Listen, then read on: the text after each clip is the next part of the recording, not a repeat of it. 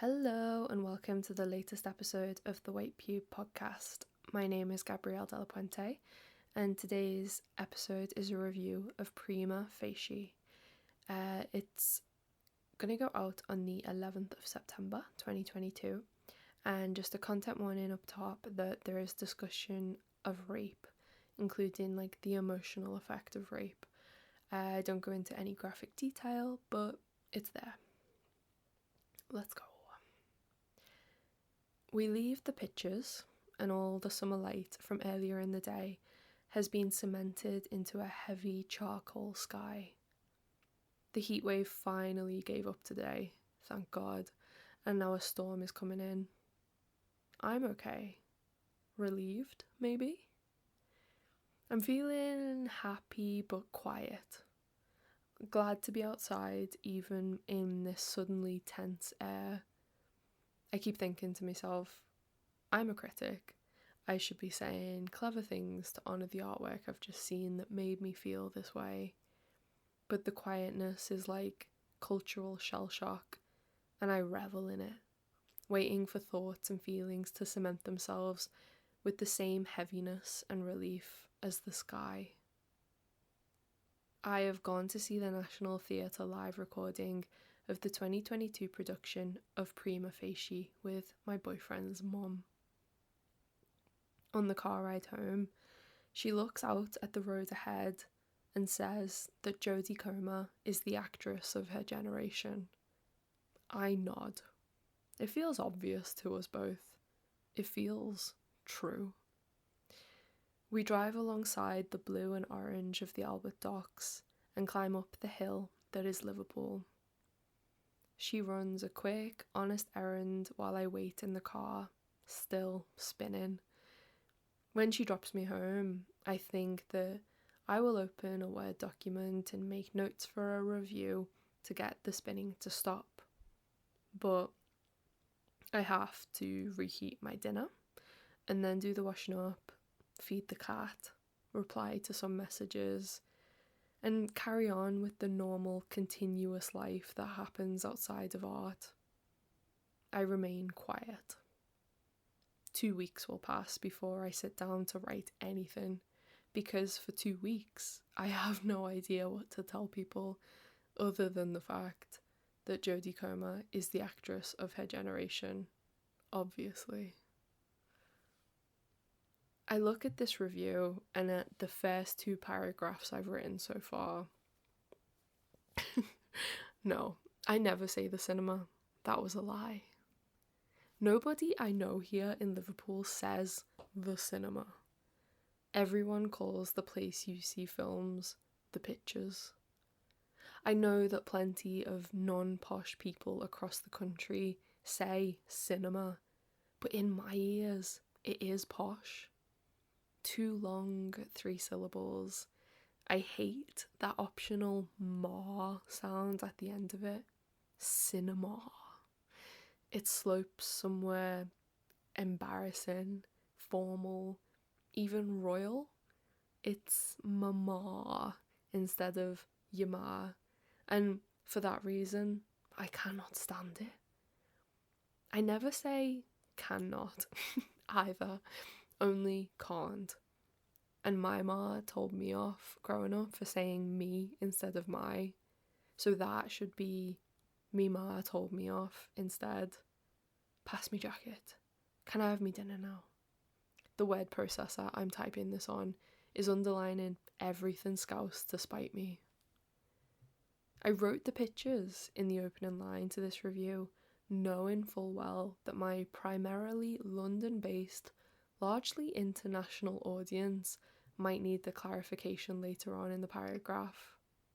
And well, no, what I actually did was write cinema first and pictures second, and then I swapped them because I realised I wasn't being honest, and because honesty is what I'm thinking about now after seeing Prima Facie, specifically honesty in the way that we speak and hear one another. I think that has to include honesty in the way that I write. Prima Facie, written by Susie Miller and directed on this occasion by Justin Martin, is a play about a talented barrister. It's a one-woman play, and when it was on at the Harold Pinter Theatre in London, that woman was Jodie Comer. The Liverpool actress, most known for her role as Villanelle in Killing Eve, made her West End debut playing Tessa, a barrister who has worked her way up from working class origins to be at the top of her game. And this girl fucking loves her job. She's good at it too. It feels like sport to her. Before seeing this, I couldn't precisely tell you what a barrister did. A barrister is a lawyer that presents a case in court to the judge and jury. They can work for both the prosecution and the defence, and they're the ones who wear wigs and robes because, court is theatrical too. It's a complicated job that requires close knowledge of the law and quick thinking to clinch a successful result.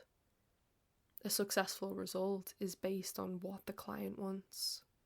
For example, if Tessa's client is pleading not guilty, then she doesn't want to know if he really did the crime or not.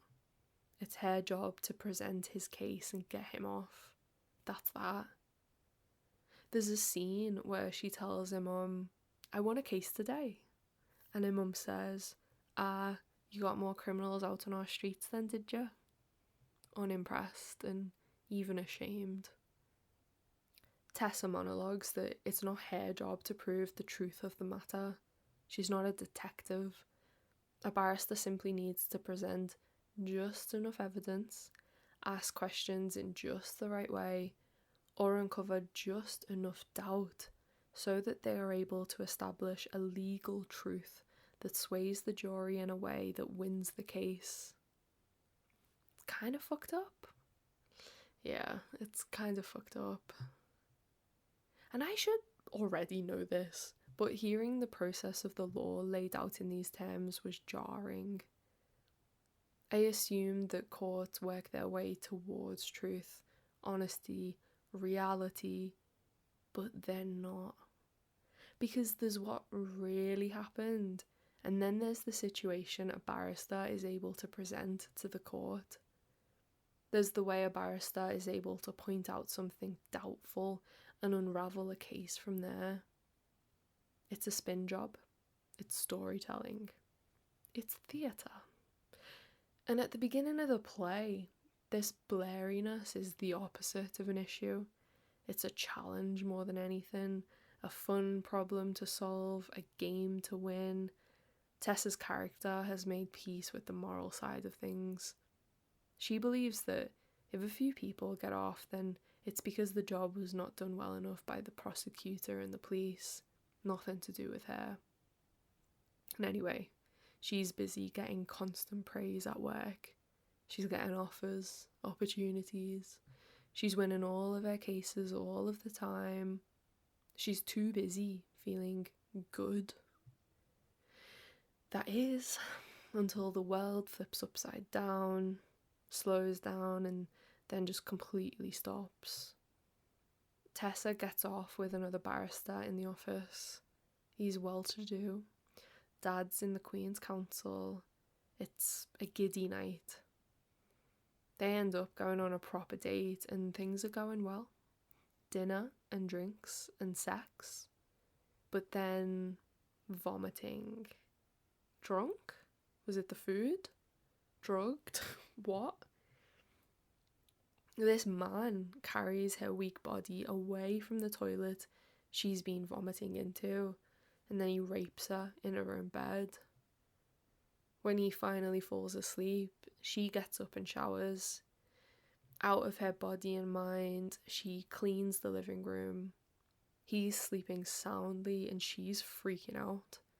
She stumbles outside, she walks and walks. She gets a taxi to a police station, completely lost for words. And she's never lost for words. Her career depends on her being good at words. It dawns on Tessa that she has become the witness, and the man still sleeping in her bed is the defendant. She realises she's going to have to prosecute him. How do you prosecute another barrister? He'll find a way to get out of it. She feels sick. She feels stupid for showering. She feels stupid for cleaning the flat.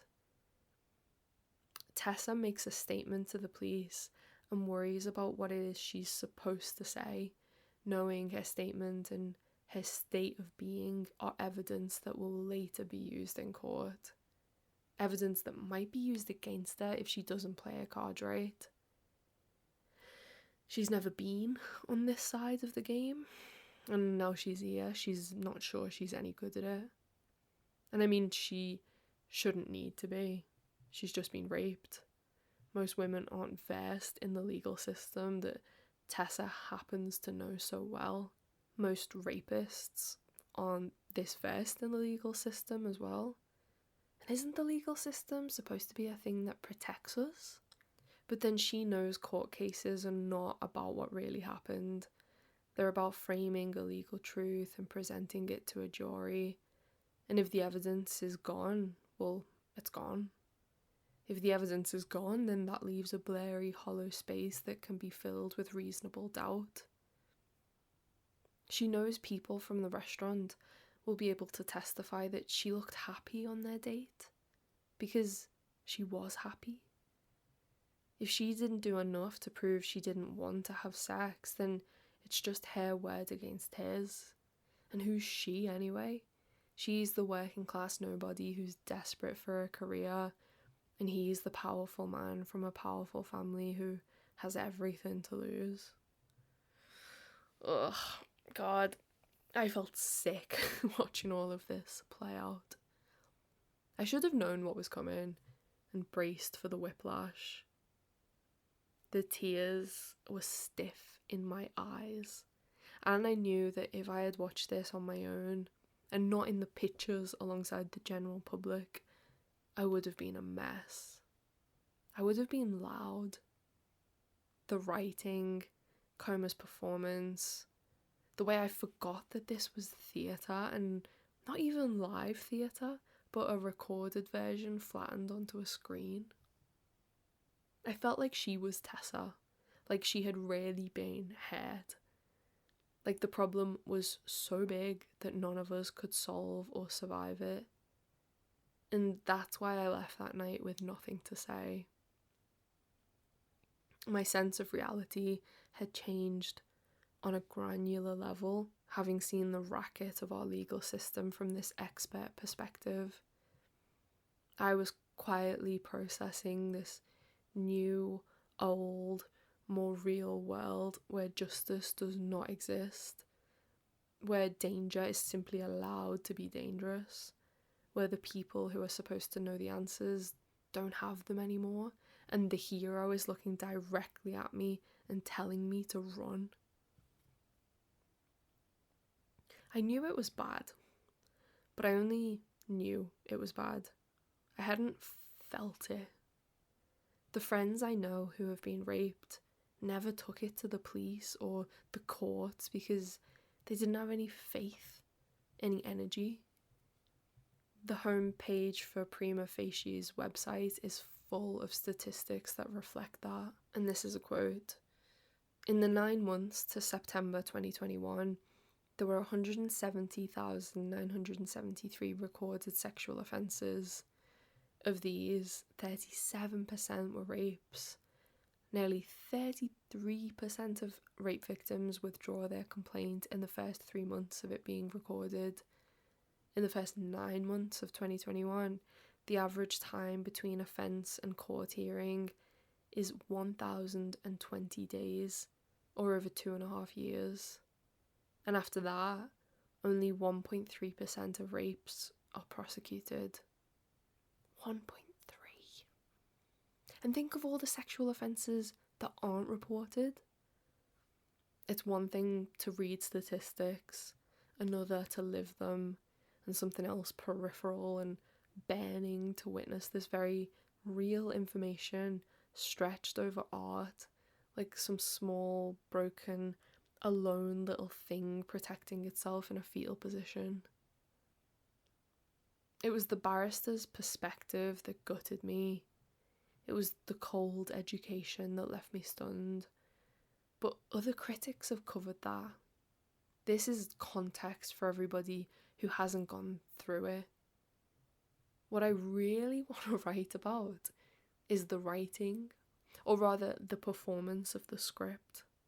Because yeah, I felt sick watching this play. But I wonder if I actually felt more impressed than sick. And I wonder if that is because Jodie Comer is obviously the actress of her generation. And it's like this play was written for her. Throughout Prima Facie, the writing and speech switch with these hard, fast motions like knuckles being cracked right next to your ear. The play starts out with Tessa's fast-paced, winning voice full of energy, breathing invisible, just absolutely high on life, loves her job, loves the fight. Comer speaks at 1,000,000 miles an hour in this sort of over-the-top southern voice. She isn't playing a London character, and it doesn't sound like she is trying and failing at a London accent. There's a clever space between the character's truth and the voice she is putting on at the beginning of the story, like it's a costume, a suit for an important interview, tongue and teeth touching the ends of words in a way that isn't quite natural for the typical Liverpool voice. The script then slides in and out of the grand performance of barristers in their fancy dress on the courtroom floor, and it's a deeper speech. Pronunciations exacting, sentences measured, vocabulary rich and specific. It's like a default important voice, what you might imagine if Times New Roman could talk. And when Tessa briefly visits home, gets her mum a bottle of Fanta on the way there, and has a fight with her brother, she sounds like someone else again. Character and actress revealed. It's a Scouse accent.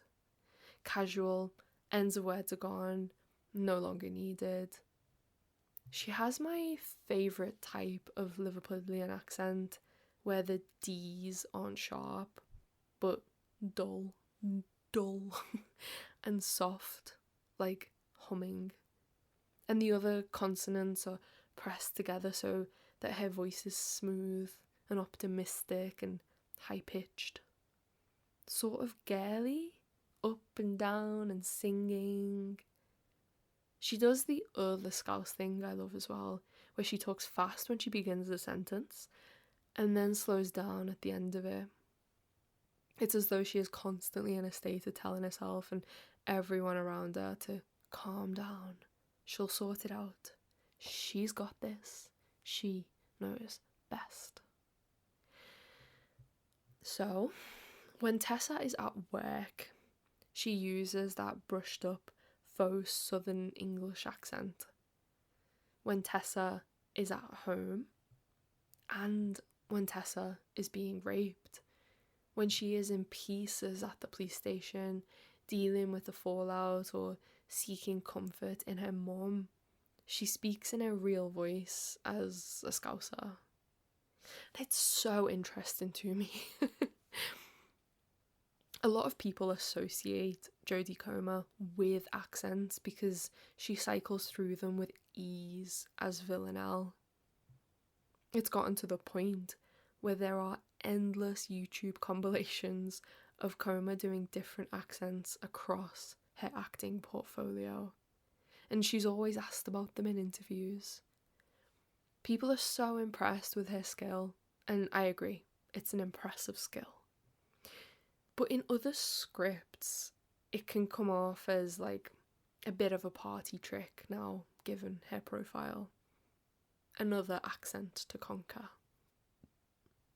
In the script for Prima Facie, Coma speaking in different accents feels like a more relevant, sincere, and genuinely artistic use of that skill. It becomes a part of the narrative. Remember, she's the only person on stage, but through code switching, we witness how her class identity is being pulled in multiple directions because of the field she's in. We feel the tension there. We hear it. We also sense how that tension starts to let go of her after the attack, as if a performance of class doesn't seem to matter anymore in the grand scheme of things because so much has already been taken from her. It's not that she has relaxed into herself, it's more like she is all she has left. If before, speaking properly was a part of class assimilation and therefore an attempt to survive in these grand settings, then after, she knows that speaking properly did nothing to protect her. We have these threads running through the play and through the actress too. The work of the barrister is to find the legal truth. The work of the story is to fight on behalf of the truth, and the work of an accent is to reveal a personal, social truth, or to hide one. Years ago, when I was still doing an art foundation course and everyone I went to school with was in their first year of uni, I went to visit a friend who'd gotten into Oxford. It was a bizarre encounter, because any trace of Liverpool that had been in her body and soul had gone. She never announced that she'd decided to change her accent, and it made me feel so uncomfortable to be in her presence, because I was supposed to just go along with it. I felt really angry in a way I didn't quite have the words for, but now I know it's because my voice had become a faux pas by default, and I dreaded meeting her friends. It's mad. The Liverpool accent has a terrible reputation.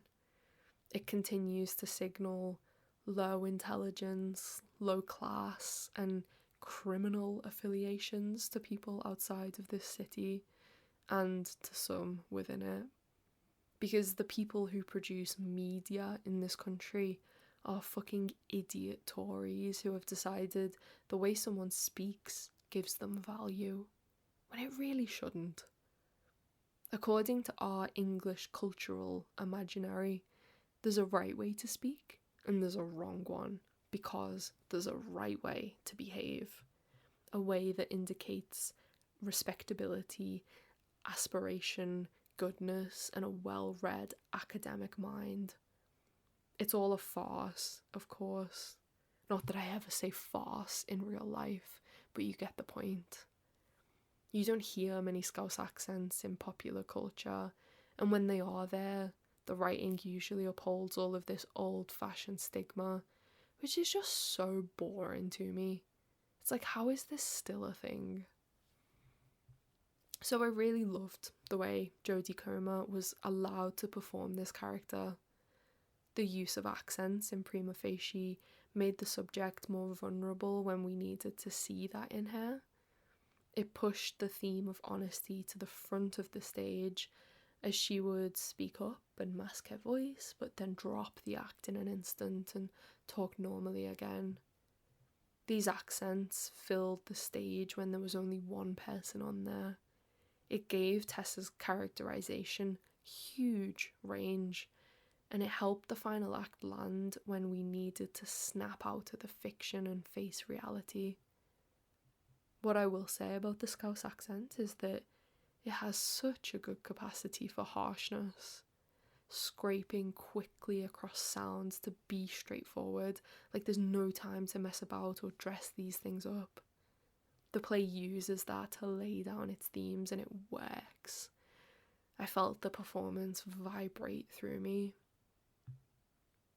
I think about my voice when I write these texts.